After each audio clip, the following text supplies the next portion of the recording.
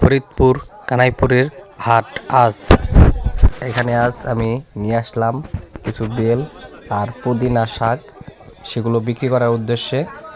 দেখুন, পুদিনা শাক বিক্রি করলাম 300 টাকা কেজি দরে।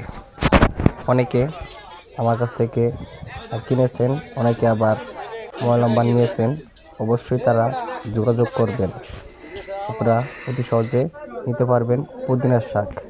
আমি কিন্তু মাঝে সাঝে কানাইপুরে বিক্রি করি, আর যারা নিয়মিত পুদিনা শাক খান তারা অবশ্যই ইকবল ভাইয়ের কাছ থেকে পুদিনা শাকটি সংগ্রহ করবেন।